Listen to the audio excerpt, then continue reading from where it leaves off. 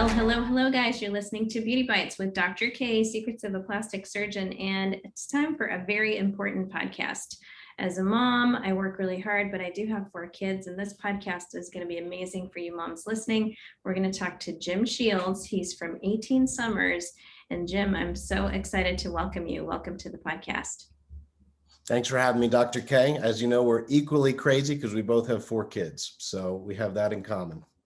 Yes, so you and your wife, Jim and Jamie Sheils, they help busy professionals create deeper, more connected, meaningful relationships with their spouses and their children.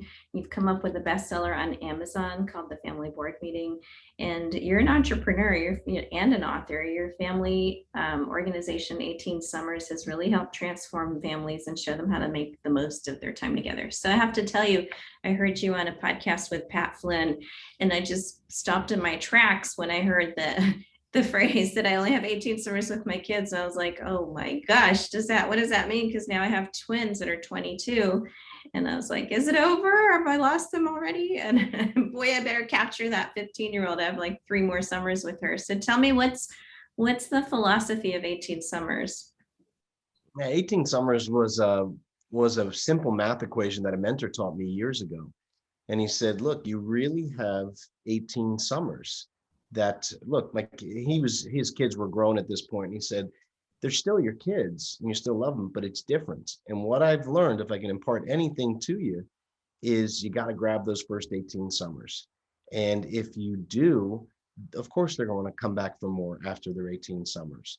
But if you don't do it right for those first 18 summers, it's a lot harder to forge the relationship. It's a lot harder to deepen the path. So he said, really know that the years are not all created equal.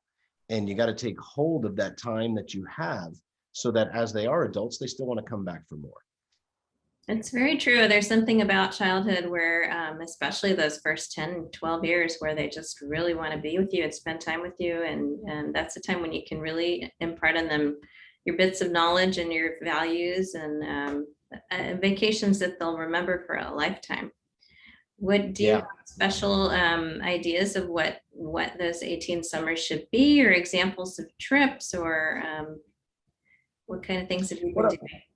I think it's a common, what we talk about a lot, Dr. K, is there's the big events and there's the small events. I really push people to, again, take an adventure. I mean, it's been a little harder through the pandemics and things, but take an adventure that they're going to remember.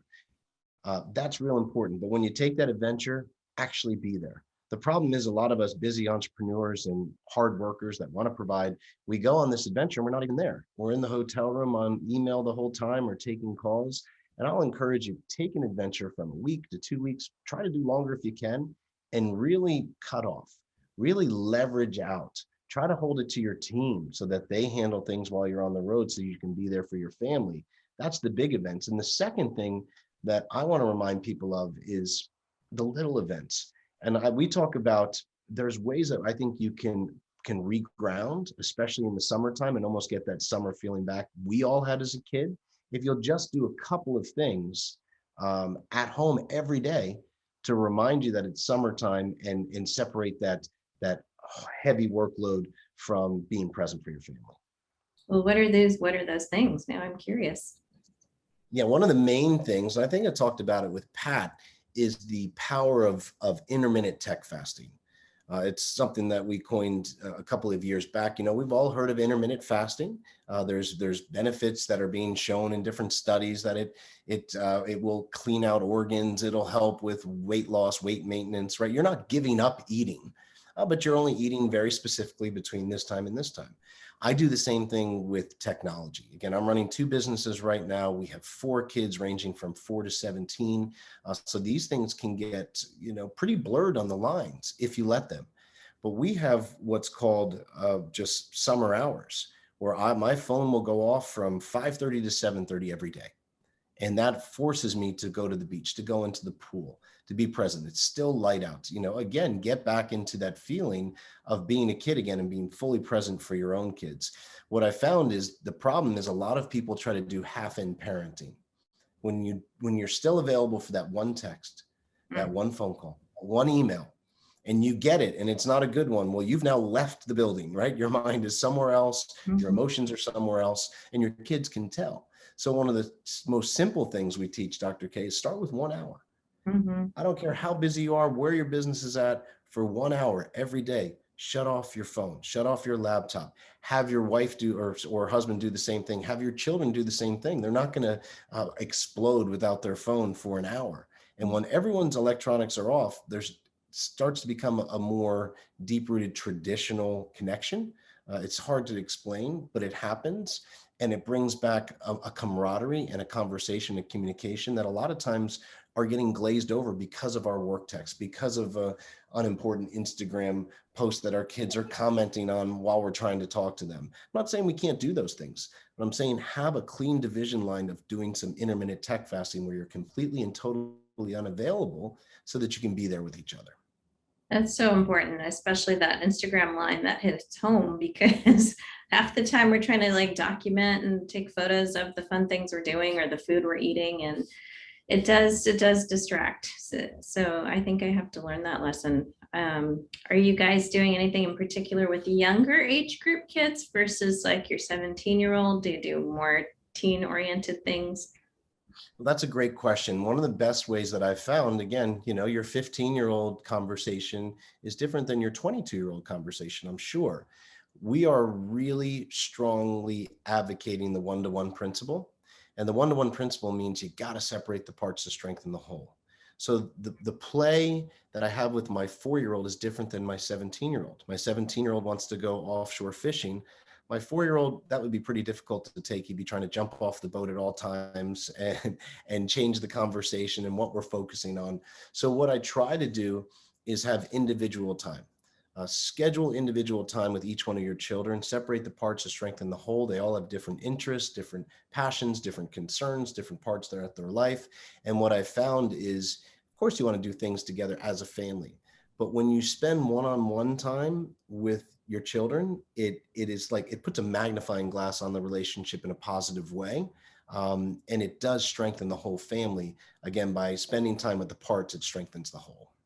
Talk a little bit about your Amazon bestseller at the family board meeting. What exactly is that? Yeah, so the family board meeting was a simple strategy that my wife and I came up with to strengthen our family life. Again, we met over a decade ago. I was running two businesses. She was running a Montessori school, Waldorf school, and we fell in love instantly. She was divorced with full custody of two young boys. And here I am all of a sudden stepping in a year later. The boys asked me to adopt them. So I'm stepping into instant family. And I didn't want to mess that up. And one of the things I knew about me is I could get hyper focused into work. And I didn't want to miss the moments, miss the times. I wanted them to be, for lack of better terms, my most important investors and clients in my life. And what I did the first Christmas we spent together is I gave them these quality time coupons. And I said to them, okay, these are your coupons. And every quarter, and they're like, what's a quarter? I said, every 90 days, you're going to cash one of these in. It's a day with me. You get to plan the day. We'll do whatever you want. My phone's going off. They were 5 and 7, so they didn't have phones at the time. I said, my phone's going off. I'm going to go all in. And I just want to spend time with you. I don't want to miss these opportunities. And I would do this every quarter, every quarter, every quarter, one-on-one, without my phone, on a tech fast, doing something fun of their choice, talking at the end. And these days forged the relationship we had, helped my older son from troubles he had had from before I was around overcome. It helped me discover things they had passions and interest in, and forged our relationships. My wife said these were the grounding days that really solidified stepping into fatherhood for me. So we started to share this with different entrepreneur groups. And then all of a sudden, this strategy, people were saying, could you put this into a book? Could you put this into a book? And I said, sure, it seems a little oversimplified. It was a short book, but it took off. And thousands of families now around the world are using this simple strategy of making sure as they build their business, they're staying connected with their children along the way. And again, this is not a huge commitment, but it's a low bar that if you step over it and keep stepping over it, you're going to see results. Because I can say it myself, and many others have been doing it for over a decade now, and it does work. Yeah, that really hit home too, because you said we run our businesses, the way we run our businesses corporate structure wise, is so different from how we run our families. And our families, we really do need to run the same way, like having an annual meeting, having a quarterly meeting. And you put that much effort into your business, but why aren't we putting that much effort into our kids? And each kid is just like an employee. Don't you meet with each employee like every 90 days or so? Or, Hopefully you do. yeah, exactly. Or for clients. I mean, with the high demand you're in, could you imagine not scheduling procedures with your clients? It wouldn't even make Exactly. sense. Your business would go all over. So I schedule quality time with my children. I schedule and have a routine every Wednesday night, 5:30 to 8:30 is date night with my wife. I'm not available for podcasts or client meetings or anything. That's our time. And when you schedule this, it's easier to make sure they happen, just like anything. That which we schedule gets done. So I really love scheduling quality time, which some people think at first sound impersonal, but once they start using it, they say, I get it. I get it. Same principle, it works. Definitely. I'm going to put you on hold for a brief second because there's a lot of noise outside my door. One quick sec. We'll have to edit that part. It's too loud out here. I hear everybody's voice on the podcast. It will be very hard to edit. Yes.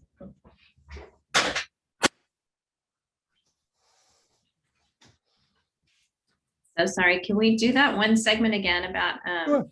just I hear a lot of background noise and that's very Yeah, hard no to problem. edit. I didn't hear anything, so no problem on my end. But I think my recorder might pick it up, but let's start again talking about looking at your family like a corporation. So, okay. So one of the things that really impressed me and made me think carefully was like when you said that we need to look at our families like it's our corporation, like our business. Like, wouldn't you have a meeting with your business and your team and your each employee every 90 days? And it's like, yes, I do that at work. But no, I'm not meeting with my kids that often. It's just very sporadic, very periodic, and it's not in depth. So, I mean, that is an amazing philosophy. That's really how you should look at your family. And once you get over this concern, gosh, that seems impersonable. It's impersonal. It's forced. Really, the opposite. Someone like you that's in high demand. Could you imagine not putting your procedures on a schedule? And you're just saying, come on in, we'll take care of it. It just wouldn't work. Things wouldn't get done. It'd get botched up. So what I found is the more that I started to put on my schedule, and it was clear to my family and to my team, I'm not available Wednesday nights, 5:30 to 8:30. That's date night with my wife. Don't schedule me a client meeting. Don't put me on a podcast. I'm not available. It's on the calendar. It's scheduled. Now it happens. That which we schedule gets done. The same thing with these days with my children. They're on my calendar. So people know, no, he's not available. And just getting them on there, it holds ourselves to it. So just that's one simple principle I've brought from my business to home, and it's been really beneficial. That's so true. So you're doing that with your wife as well. So like I love that everyone talks about date night and couples night, but I've just found that's very hard to implement. And you had discussed that you have a technique that you use to get beyond, like when we do have a date night, we end up talking about like the kids and the house and the tasks we have to do and the running of the family. But it's not that romantic sometimes by the time you catch up on the nitty gritty of life. What do you do to survive that? Yeah, and we all get caught up in that, in the hustle and bustle, like you said. First of all, to get it on, to make it happen can be tough. And then when you get there, you might get caught up in, okay, well, did we get the grocery shopper and we needed this, and what did they do at school today, and braces, and which is all important stuff, but it's not what date night's supposed to be about. So what my wife and I started doing, first and foremost, schedule it. I am an ADD entrepreneur. I will mess things up, Dr. K, and I don't want to mess things up. So let's give me a fighting chance. If it's every week Wednesday, that's easy for even me to remember. So I can't mess it up. It's when you're trying to say, well, can we squeeze it in next Friday or maybe Tuesday? And we just simplify. It's Wednesdays, 5:30 to 8:30. Why not Fridays or Saturdays? Why Wednesdays? Because weekday, school night, isn't that hard? Well, what we did is we did it Wednesdays for a couple of reasons, and we've had it Thursday and Wednesday. The reason we like the middle of the week, it's hump week. It's hump time. It's the middle of the week. It's really a regrounding for us personally and professionally to have it midweek. Also, our boys go to a youth group on Wednesday night, our older boys. And so our youngers are with our nanny who just loves this night with them for dinner and games and that. So we just figured it's the middle of the week. It rejuvenates us. It keeps it separate. Sometimes we found when we were doing it on the weekends, there's family things, there's lots of other things going on. So Wednesdays were uninterrupted. And then sometimes if we were traveling too, it was a little tougher. So Wednesdays were just a very clear middle of the weekday. We could go there. We could get into most restaurants, you're not like, Yeah. oh, it's too busy to go out.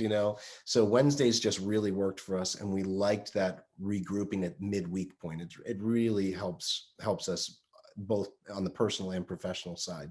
And then we picked the time. And then what we decided to do was, look, we don't want to just talk about the weather. We don't want to talk about what's next at the kids' school. And again, because those are important, but that's not what this is about. So we started to look up before we went on the date, one or two questions off the internet, pull up, deep questions for date night, or you can Google anything. And there were a ton of good questions, or we came up with our own. So we knew every Wednesday when we went out, we would each bring a question Mhm. to date night. And it's not, Dr. K, what is your favorite color? You don't want it something really dry. It would be something more like, name the time that you realize that you're in love with me. What is the most memorable vacation we've ever gone on? Or it could be something, name when you were going through a time you were going through a really a tough, difficult time, and you felt like I really wasn't there for you. So there's some deep questions, but if you're open to staying open and vulnerable, man, you can learn a lot about each other. Who was your favorite teacher as a kid and why? I really want to continue to be friends with my wife and continue to date her and get to know her. And this one thing of having one or two questions every date night that get below the surface has helped us continue to do that.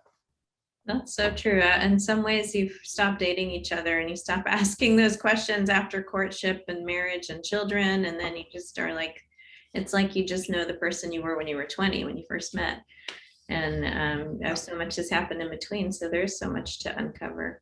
So that's really innovative. You should have you should have another book coming for this topic. Yeah, for date night. Yeah, we do. We've made the cards. We just haven't released them yet on Amazon, but we made the little deck of 52 cards on these little things you can fit in your pocket. So for at Ah, I least a love year, it. you can go with and have that question ready for you.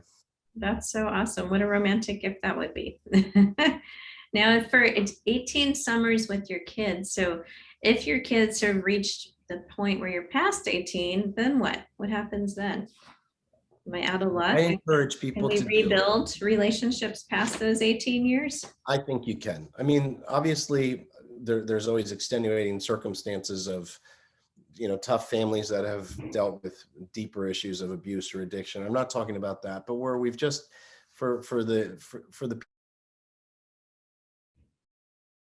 Oh, the Wi-Fi seems to have cut out. Let's see. people that have been. Sorry, I think our Wi-Fi is dropping. Is that on our end or your end? I don't think it's on my end. Mine's still steady Eddie. Are you not? It's Usually will show bad yeah, connection. yeah. No, I think ours is okay, but yeah, it should be okay now. Let's just try that again. Okay.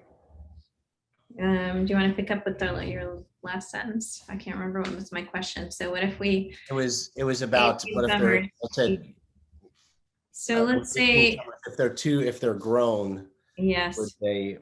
Is there still room? Okay, I'll start with that. So Jim, my kids being 22, do I still have room? Is there time to make further relationship building, or is it too late if they're past 18? I don't think it's too late past 18. Obviously, there's certain families out there that have had real big disconnection through serious stuff of abuse or addiction. I'm not talking about that. I'm talking about our busy entrepreneurs like us who, we've been busy and we feel like, gosh, we want to still spend time with them. We don't want to lose that. So how do we do that? I always say, don't make the solution more complicated than the problem has to be. And I go back to these principles. One of the things that a lot of clients we started working with almost 10 years ago are doing now is like I just described. When my kids are young right now, none of them have left the house. I spend a day, a quarter with each of them. Now, at the age of 22, I don't think I'm going to be able to do that, Dr. K. They're going to have their own life. But what I do plan to do, and a lot of people are doing, one day a year you spend with that child, just one day a year. And people go, oh, what's that going to do? And I say to you, well, how many of you have spent one day a year with your phone off, fully, fully present, planning out a fun day of something they want to do and just going all in with no distractions, no girlfriend or boyfriend or sibling or spouse or anything, just you and them one-on-one for one day a year. It's an absolute game changer. So if you go to the one-to-one principle and intermittent tech fasting, actually have the courage to turn off your phone and enjoy each other just for that one day a year, the conversation and the grounding that can occur is absolutely incredible. And the one thing that I want to continue to do, that I try to do to my children all the time, not all the time, but in enough regimented amount of time, is I'm always trying to think about when I'm shy on giving a sincere compliment or a genuine apology. And we're always in need of doing that. And sometimes our bravado or our ego gets in the way. And I don't know what I've messed up on. Sometimes something will come up and I'll just say to one of my sons, hey, a few years ago, I remember I was being really cranky with you about that.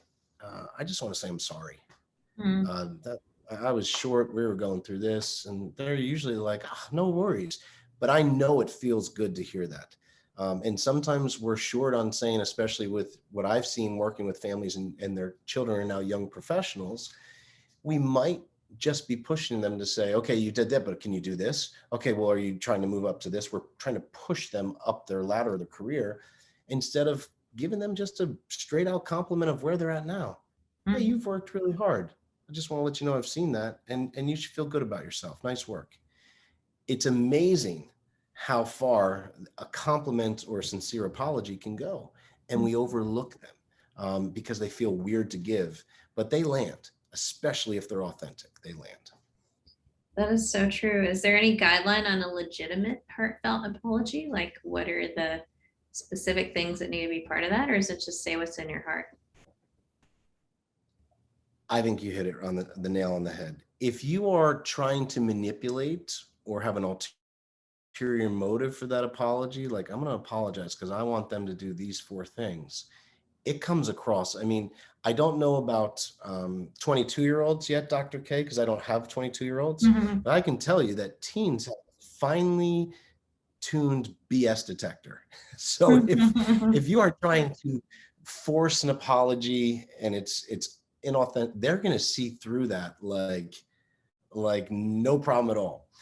So again, yeah, being authentic, sincere, and be like, usually for me, when I give an apology, sometimes I don't even want to give it, and other times it feels super uncomfortable, or both. That's when I know I'm usually on the right track, where my ego's yelling at me saying, well, you don't have to apologize. You know how hard you've worked and all these excuses. So that's some of the guidelines I've used to help me with a sincere apology, and not a backhanded one.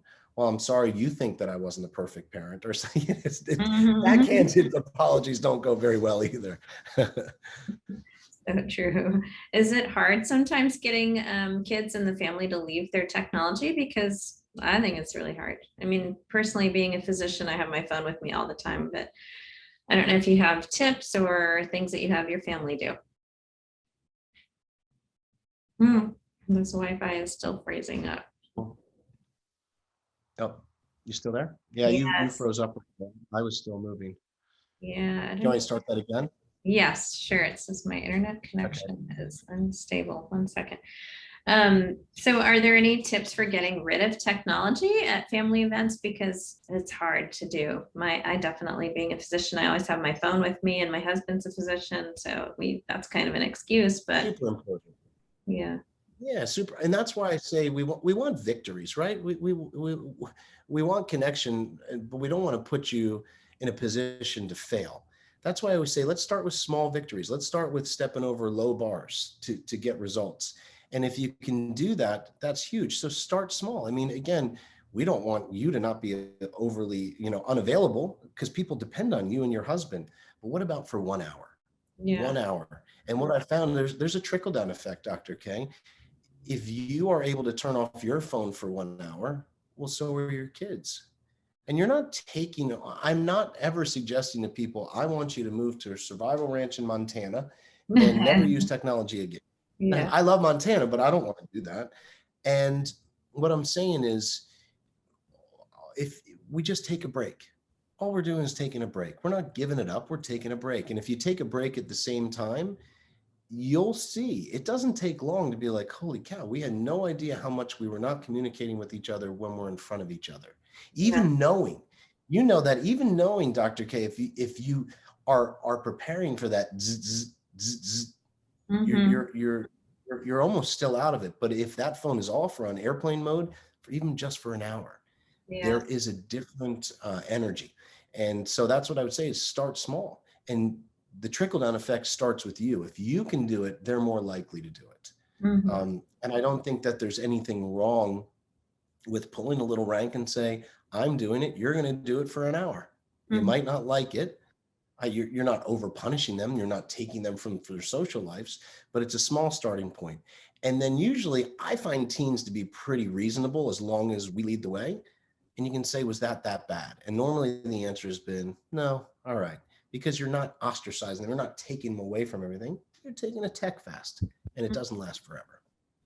Well, I can't tell you how important this whole concept is. It literally just stopped me in my tracks when I heard this podcast with you talking about 18 summers, and I thought how special and important this is to give this message to all of my listeners. And I have a lot of listeners who are moms, working moms, entrepreneurs, and like we're so busy and so driven, and we feel like we kind of take it for granted that our kids will always be there, and they're just our kids, and they really are not. They're little full-fledged humans that want to launch into the universe and don't want to look back. So you really have to dedicate some of yourself to this concept of enjoying each summer, and something so precious about summer that's different from the rest of the year. So being in the middle of summer, Yeah, I I thought this agree. was a great podcast to do. So I can't thank you enough. Where can people, my listeners, find you and your amazing 18 summers ideas? Yeah, if you want to learn more about what we do, you can go to 18summers.com, or we're also pretty active on Instagram at 18 Summers Tribe. You can see some of our short videos and happenings of what's going on in our family and other people's families that are using these principles. And don't forget also your Amazon, the family board meeting, and soon, hopefully soon, the date Yep, night we'll get the cards. book out. Yep, the family board meeting. Yeah, I'll get you out a set of those for you and your husband. Oh my gosh, I would love that. I'm definitely going to try to do more of that this year. And I have a 15-year-old, so I'm going to work on these next 3 summers for sure. Atta girl. Atta girl. I can't thank you enough for the advice and the change in mindset and philosophy that you've imparted. It's really so valuable for everyone out there, moms, dads, everybody. That's it for now, guys. I hope it'll make you enjoy your summer with your kids and your significant other. And don't forget to find me on my Instagram. It's Beauty by Dr. K, DRKAY, doing amazing things with people's faces. And our website is the same, beautybydrk.com. That's it for now. Stay beautiful and enjoy that summer. Thanks, Jim.